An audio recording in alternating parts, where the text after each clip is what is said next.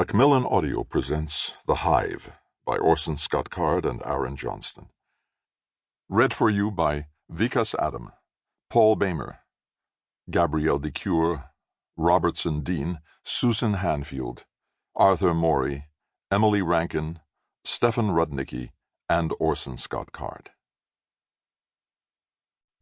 Deception was the Hive Queen's greatest weapon. A skilled and experienced architect of war, the Hive Queen, with the help of her distant sisters, devised an invasion strategy for the Second Formic War, so unorthodox and alien, so contrary to the established conventions of human welfare, that the international fleet, despite its years of preparation, was repeatedly deceived, demoralized, and divided. It began with a swarm of Formic microships sent into our solar system from deep space, so small and slow-moving that they evaded detection as they attached themselves to thousands of our asteroids.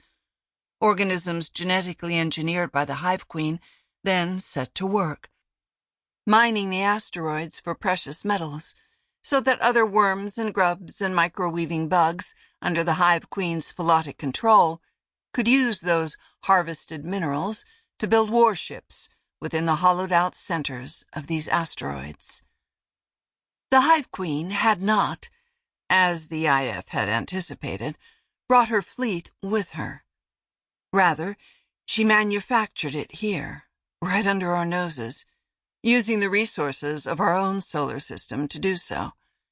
Then she mobilized these factories of war by moving the asteroids out of their normal orbits and into strategic locations of her choosing. These movements sparked widespread panic within the highest ranks of the IF, as many feared that the enemy would send these asteroids hurtling toward Earth, initiating an extinction event unseen since the dinosaurs. But the Hive Queen, as before, showed greater military acumen than the international fleet gave her credit for. Rather than hurl her asteroids at her desired prize, she employed even greater measures of deception by concealing a small number of asteroids from human scans and scopes. Believing that these asteroids had been destroyed, the international fleet failed to realize that the Hive Queen was bringing these asteroids together to build a superstructure for her and her army. This superstructure, identified later in IF Ansible communiques simply as the Hive, proved to be another example of the true reason behind our innumerable losses and near extinction: the brilliant and cunning military mind of the Hive Queen. Demosthenes, A History of the Formic Wars, Volume 3. 1. Commander. 2.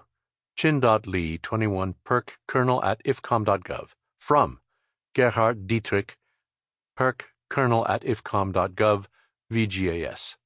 Subject: No place for children.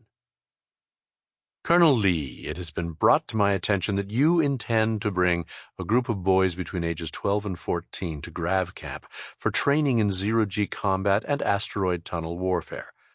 I will respectfully remind you that Grav Camp, known officially as Variable Gravity Acclimation School, is not a school for children.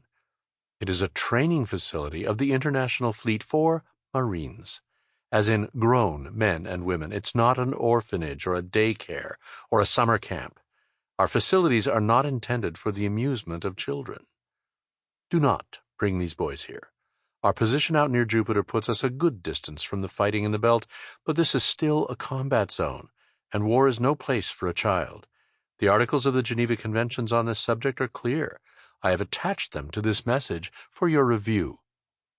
You'll note that special protections were articulated to orphaned children under the age of 15. Protocols were adopted to protect children from even helping combatants. You cannot discard international humanitarian law. Do not board your transport bound for this facility. If you do, you will be denied entry upon arrival. Sample complete. Ready to continue?